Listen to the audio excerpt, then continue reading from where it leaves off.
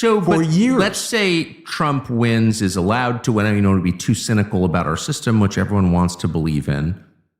I think it'd be pretty tough to overcome what you've just described for anybody to overcome that. But let's say Trump wins, Trump advance win. What are the first things they should do to change the trajectory away from self-defeating, away from the self-harm that we're committing against our own country, and toward a series of policies that help the United States and restore sanity to the world? Like, what do you need to do? What both Trump and Vance are saying about Ukraine is exactly right, and it's completely spot on. And it's utterly urgent that it be heard and understood. And that is, there is no basis for this war, and that it was provoked deliberately, accidentally, on a bluff, whatever, by the U.S. pushing this NATO business up to Russia's border in a way we would never accept in our own hemisphere. Yes. So they both get this exactly, and that's great. And they understand this is a completely losing proposition. And that's correct also, because if Russia wins, it's a losing proposition. If Russia loses, it's even a bigger losing proposition by the risk of nuclear war. So they get that very much. And Trump is absolutely right also that this war could end in a day. That's not even a rhetorical gloss. This war will end the moment a U.S. president picks up the phone or uses my Zoom account, as far as I'm concerned, connects with President Putin and says, that NATO enlargement, that was a bad idea. I don't know how that got started. I know it went on for 30 years, but that's the end of the war. The fighting will stop that moment. There will be things to resolve, but that will be the end of the war, because that's the whole premise of this war. And to this moment, the current administration is saying Ukraine will be part of NATO. So they're guaranteeing that the war will go on. So Ukraine, they got it nailed down. What I would want to say to them— But how do you do that? Even if you're president? I mean, you said a minute ago, presidents arrive in office with the fantasy that they're in charge, but they're not. These policies. Well, no, the presidents can be in charge. They will sit down, and it's like we now see. I think I haven't read the new Poindexter book, which was just reviewed, which dumps on Trump, and the Bolton book, which I did read parts of, which I found revolting. But part of what these aides do is they try to trick the president. They lie to the president. They try to continue an aggressive agenda. So it takes smarts for a president to be able to pull this off. It absolutely. But the president actually has the power to do it, but they have to be really tough and really resolute. And they have to know that they're going to hear a lot of bullshit from a lot of people in dark suits, with blue ties. They will hear a lot of bullshit, because this is a deeply entrained process. Yes. And so that it can be done. It's not impossible. And what makes it more likely right now is that I think we're at the end of a 30-year neocon cycle. Because remember, this started 30 years ago. I saw the beginning of it. I didn't understand it at the time. I was advisor to President Yeltsin. I saw the U.S. was not being cooperative. I couldn't understand why. You had a president that wanted democracy in Russia. He wanted normal relations. And the United States was saying, to hell with you, basically, on many different things. And I didn't get it then, but now I understand, of course, much better that this was the beginning of 30 years of we will corner you, we will defeat you, we may dismember you, but we will make sure you're a fifth-rate country. Okay, that 30 years, I believe, has now been exposed as a terrible failure. So no one could call U.S. foreign policy over the past 30 years as a success in any way. Every war we fought has been a disaster. Afghanistan, Iraq, Syria, Libya, Ukraine. These are all wars of choice that we decided, that we went in, and we've spent, depending on the count, $5 trillion, $7 trillion. We ran up our debt. We busted the economy. We ignored all of our infrastructure and our domestic issues for this remarkably delusional idea that we would run the world. So if Trump and Vance come in, or whoever comes in, they have one advantage, which was no one could call the current course successful. And there are probably people in the deep state, not everybody by any means, who know, my God, okay, we've done enough. No more perpetual wars. We better do something different. So the president has the certainly the constitutional authority, and if they're a smart leader, the capacity to push, and they're coming in at a moment where maybe the door is a bit ajar to a change of direction. By no means automatic. It's not like the Washington establishment is sitting up and saying, oh, we get it. No, but they can't be sitting there saying it's all working great. So I think that there is that recognition. But the main thing I would say to President Trump and J.D. Vance, if they win, or to whoever is president, is that lesson that you understand about Ukraine is actually the same with China.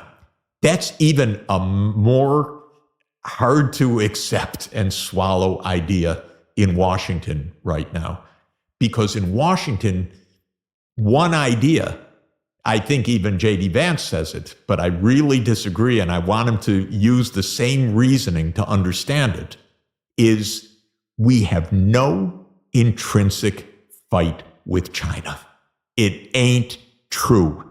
We have to compete with China economically. We have to compete with China technologically. Of course, we have to trade with China also. We should go visit China, by the way, because it's a wonderful place. But we have no intrinsic fight with China. And it's the same logic that they have understood vis-a-vis Ukraine and Russia. We have no intrinsic fight with Russia. We have no intrinsic fight with China. So that's the main thing I want understood, which is all of these debacles are based on the idea that we have to run everyone else's business. We have to determine who's in power. We can even change their borders if we want. We can overthrow their governments. That whole approach has been a disaster for us, a multi-trillion-dollar, millions of lives lost worldwide disaster of U.S. foreign policy. And we don't need, for our security, 750 overseas military bases. We don't need that. They're expensive. We need to fix our roads, for God's sake. We need to make our country work properly, because you and I see when we go abroad, the infrastructure abroad sparkles compared to what we live with and that's the most in the distressing United thing. States. And it's not even, I've traveled my whole life, as I know you have. And, you know, you're used to thinking of the developing world and then coming back to the kind of respite of the United States. Nothing like that anymore. You pull into Kennedy or SFO or LAX or Boston Logan from abroad, and the first thing you notice is that it's dirtier and more chaotic.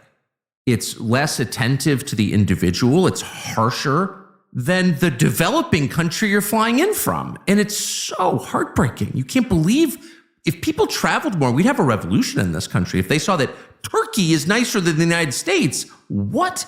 I had a wonderful... Did you feel that? I had a wonderful conversation with an Italian political leader who I was in northern Italy, in Bolzano, beautiful city in the Alps. Yes. And I was saying how sparkling all the infrastructure is. And he kind of sighed and said, yes, it's very nice, but it isn't Oslo and Copenhagen. There, it's even more. But then he said, and I was really surprised, but Oslo and Copenhagen. If you go to China right now, they're leaving those places behind. And that's what we see, which is absolutely true. Well, it's just so depressing. It's just so awful. And what's awful about it is that most people don't understand it. They don't know how thoroughly they've been betrayed by their leaders and by the advisors to their leaders, the Bill Kristols of the world, who really just don't care at all about the United States at all. It's not even an afterthought to them. It's all about something very different. And they've been screwed. Like, all the money went overseas. Yeah. All the energy is focused abroad. Maybe in their little communities, wherever they live, things are nice enough. But for the rest of America, what are we doing? Why are we pouring unbelievable amounts of money and danger and lives into all of these conflicts? And so my main message to, because I really think Trump and Vance get it on Ukraine completely. But what I don't want is, and you hear it in Washington, is the idea, well, we have to stop that so we can take on our real foe, which is China. Or Iran. Or Iran. They're not our real foe in any way, shape, or form. We have issues with them. We have competition in the markets and technology, as I said, and in many things, but they're not an enemy. And there's no reason for them to be an enemy. And so it's exactly the same logic. Except on the question of Taiwan, I think there are a lot of people who maybe haven't thought it through, who feel like preserving Taiwan's sovereignty, to the extent it has sovereignty, I guess, is a core American interest. What's your view? The issue with Taiwan is that the United States policy, absolutely clear, it's the basis of our diplomatic relations with China, is what's called the One China policy, right? Which is that Taiwan is part of China.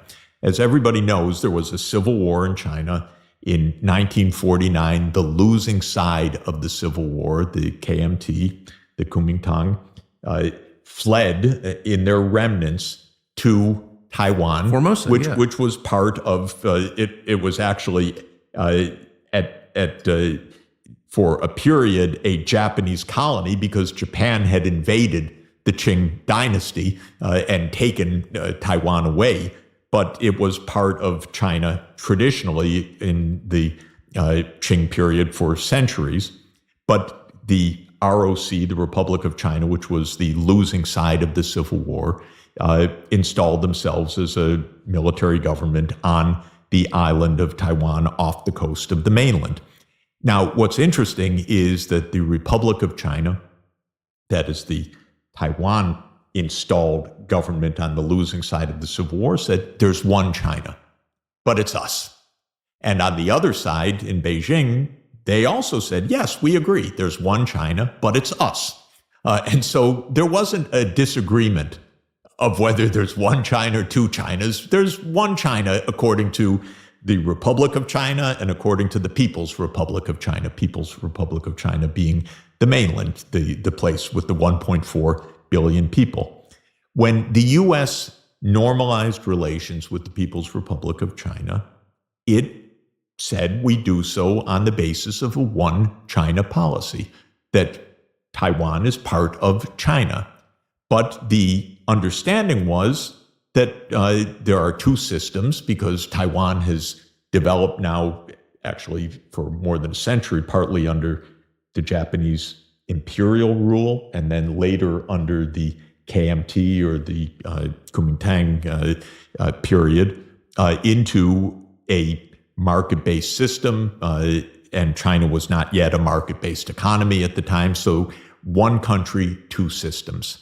And we said there should be peace across the Taiwan Straits, so that the two sides should resolve their differences amicably, which to my mind is a perfectly sound and achievable standard.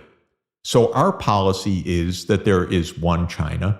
China's policy, by China I mean the mainland, there is one China, and lurking in China's mind is don't break us apart, because we had enough of you, the outside world, breaking us apart from 1839 to 1949, trying in every which way to dismember us, to invade us, which was done repeatedly, as I mentioned earlier. So China's position is, yes, there's one China. We want an amicable relationship with Taiwan. We have accepted two systems and that principle, but we don't want the United States or anyone else provoking secession, independence, a war across this narrow straits, because both sides understand that there is one China and we should not be divided. But in the U.S., because it's part of our deep state ideology, it is provoke, weaken, create divisions, badmouth, name call, support insurgencies, which we do. I hope no one's shocked about that, but that is standard CIA ops. So there is part of our government which spurs secession or independence movements in Taiwan, which would lead to war. Absolutely.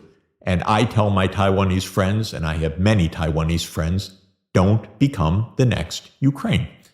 Don't let the U.S. create a disaster in your neighborhood. The worst words from the United States are, "We have your back." That's what we told the post-coup government of Ukraine in 2014. That is 600,000 dead caused by that kind of idea. So I tell my Taiwanese friends, take a deep breath and don't be provoked into something extremely dangerous, because there are hotheads in the United States that want to provoke and that shouldn't be provoking and that provoke completely against our own diplomacy. Now, in 1982, the U.S. and China signed a communique. It's very important. People can go online and look it up. And it was a statement by the United States that said, we have no intention to arm Taiwan for the long term. We are providing arms for Taiwan now because historically we backed Taiwan, but now we have established diplomatic relations with PRC, but we have no intention of doing this for the long term.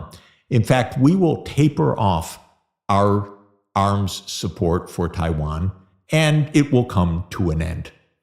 That was 1982.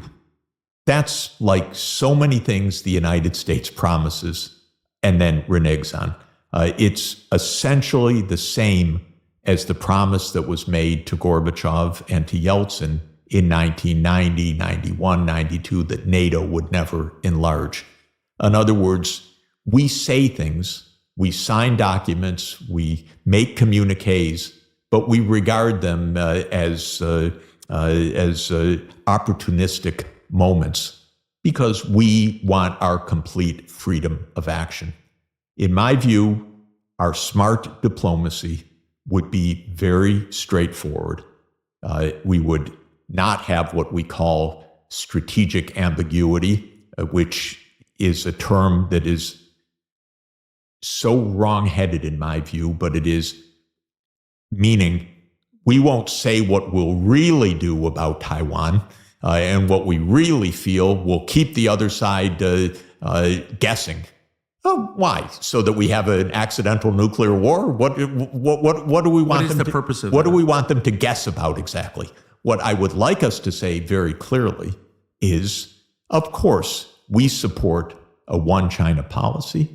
We will not arm Taiwan over the opposition of Beijing, not only because it's one country and we should not arm parts of another country over the opposition of the government that we recognize, but we understand it's incredibly provocative to do so.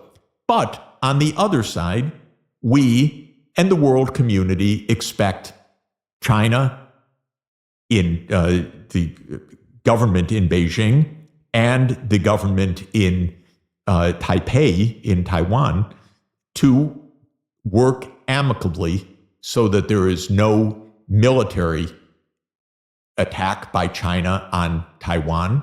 And there is no reason in the world why they would do so if it's understood that it is one China and it's a matter of working things out. What about the argument you often hear that Beijing wants Taipei because of TSMC, because of the semiconductors that the world needs, that AI will need in order to become, a driver of the new world economy, et cetera, but that's the prize, semiconductors in Taiwan, and we cannot allow mainland China to have them? Well, so many things. First,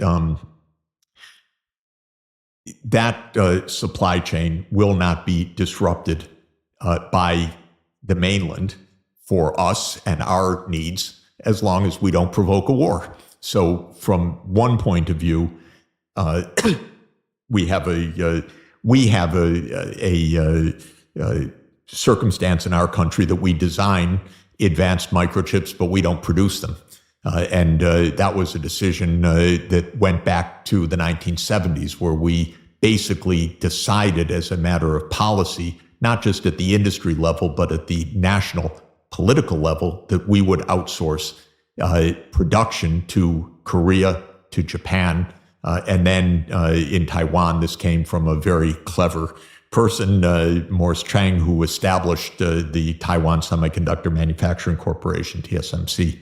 So nothing about TSMC per se is at stake in this. Actually, it is the case right now that the U.S. is imposing sanctions on TSMC exporting advanced microchips to China. I don't support that policy at all. I think that the idea of doing it is wrong-headed and provocative and not actually in anybody's interest. It's part of the U.S. misguided attempt to, quote, contain a country that is larger, very clever, technologically sophisticated, and will engineer around these restrictions in short order. And that's my guess of, with our technology export bans, we're not really accomplishing anything except speeding up China's ability to innovate around any of the U.S. bans. So I don't see TSMC as really an important part of this story. There may be people who do. I think they're wrong.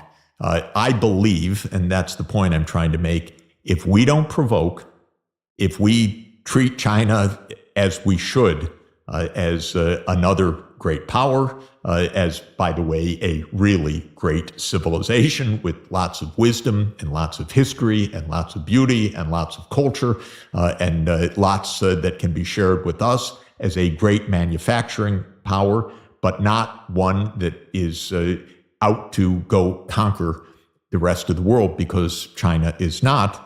We will have perfectly fine relations. China will continue to develop. Interestingly, I think people should understand, China is now a larger economy than the United States, but not in per capita terms. It's still around a third of the U.S. per capita income level. So it's not as if we're facing some impossible threat that is about to overtake the United States. They're just trying to catch up for lost time. They're trying to develop. They're doing an excellent job of it. They're very clever. They're working very, very hard. They're working very long hours. They're saving and investing a lot. They're building a modern economy, and all credit to them as far as I'm concerned. They're doing it the right way. Saving, investment, education, innovation, and catching up, which they needed to do after a really horrible 150 years, basically. We want to announce something big that we've been working on for months now. It's a documentary series called Art of the Surge. It's all behind-the-scene footage shot by an embedded team that has never before seen footage of what it's actually like to run for president if you're Donald Trump. They were there at the Butler Township assassination attempt, for example, and got footage that no one has ever seen before. And it's amazing. Become a member at tuckercarlson.com to see this series. Art of the Surge. So everything you've said for the last, I don't even know how long we've been sitting here, but last, hour and a half or whatever, hour and 20 it's been, I've never heard on NBC's CBS, read the New York Times. I mean, these are all ideas and perspectives that are just missing from big media outlets in the United States. You've been banned from those outlets after spending a lifetime on them. So the only reason that we're able to have this conversation is because we're doing it on social media, on alternative media. It seems to me that if you're running a regime, a government that has really unpopular and destructive policies, you have to shut down these kinds of conversations. We just saw Pavel Durov, the founder and owner of Telegram, jailed in France. Unbelievable. It is unbelievable, Yeah, but it's also believable. No, but it's so crude and so disgusting and so dangerous, of course. So, but it also strikes me as like a harbinger. I mean, that looks like the future to me. Will there be a free exchange of information 20 years from now? It's a big question. I was on a show with someone that I've liked and known, and you know him as well, and that I've admired for decades, Dmitry Simes, who's a Russian American who lives sometime in the United States, sometimes in Moscow. He was a young advisor to Richard Nixon, who, by the way, had a lot of intelligent ideas about relations with China and relations with Russia that I admire more and more in retrospect as well. But Dmitry Simes' home was raided by the FBI, and I found it especially unnerving because I was on his show by Zoom.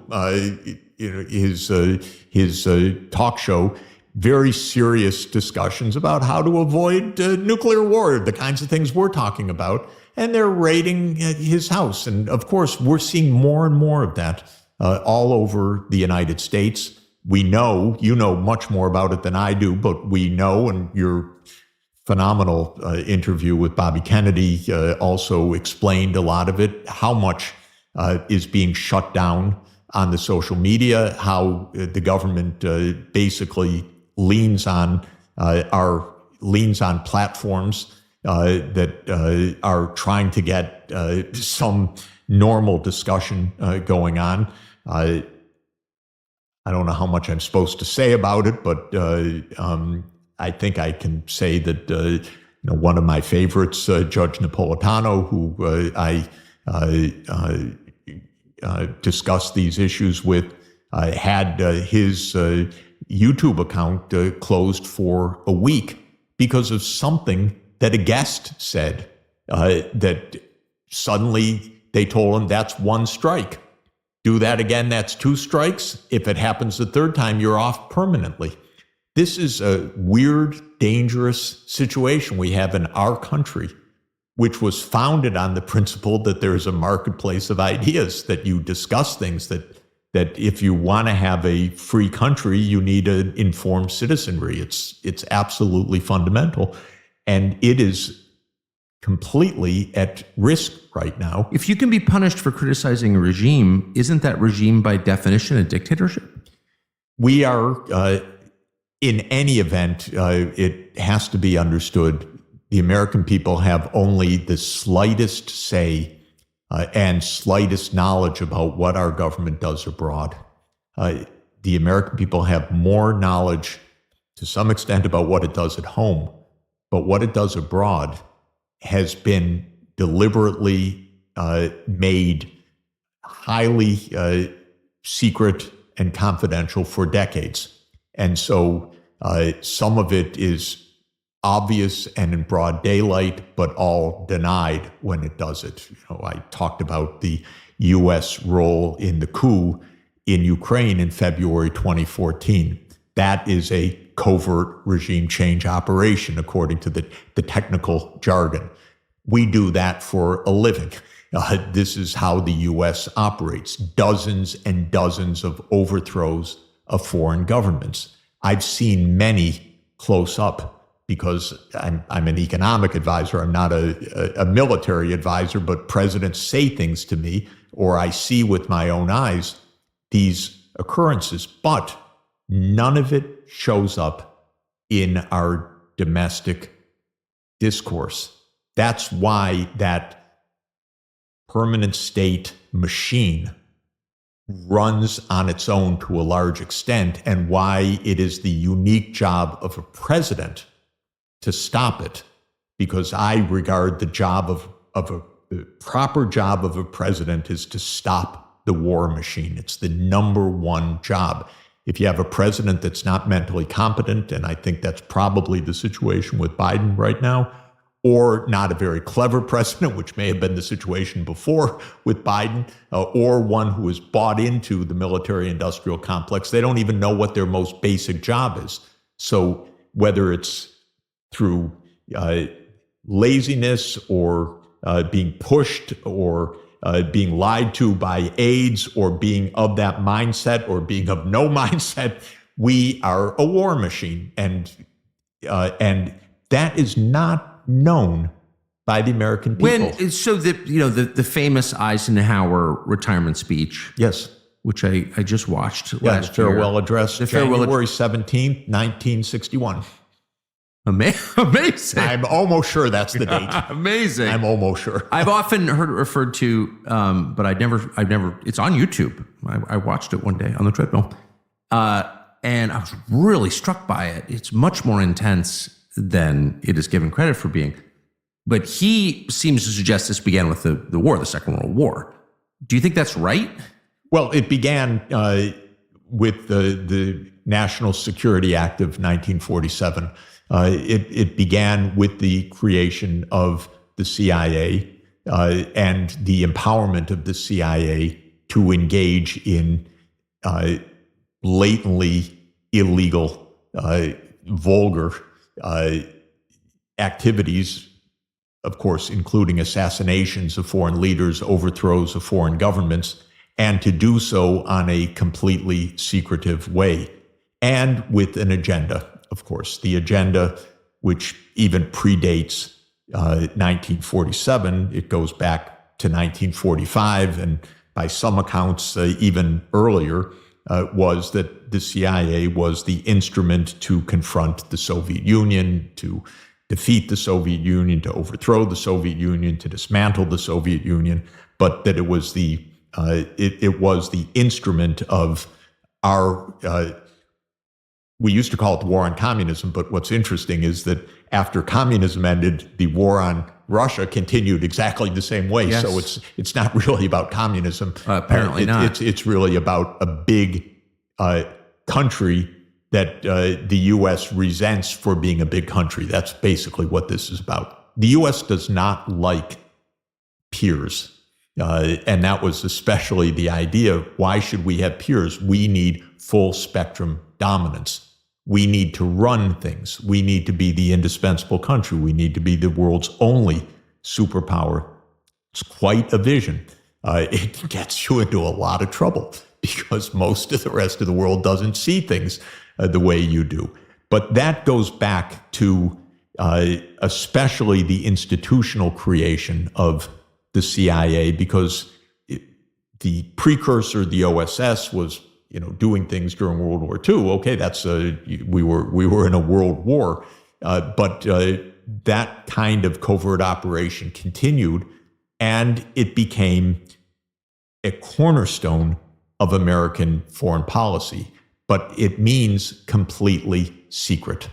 And it sort of took over the whole government, though. By being completely secret, you can do things that are absolutely unbelievable. And, I think you believe, but I certainly believe that the CIA had its role in the coup in the United States in 1963, which was the assassination of President Kennedy. I think that's confirmed. I mean, it was confirmed by someone who saw the documents. The implications of that are so profound. Not only was it a murder most foul, as Bob Dylan said in that incredible song that he wrote about it. But it, in a way, marked the end of our democratic institutions, because the presidents after that, maybe they are afraid for their lives. Maybe they are absolutely paralyzed. Maybe the CIA got away with something so extraordinary, a murder in broad daylight with plenty of eyewitnesses that pointed out that there was a conspiracy underway because shots were coming from different directions. And they got away with a narrative that was so absurd, so shoved down our throats that nobody believed it, but it didn't matter. And now it's 61 years later, so who talks about it? It's a footnote. So maybe they learned, we can get away with everything, including regime change in our own country.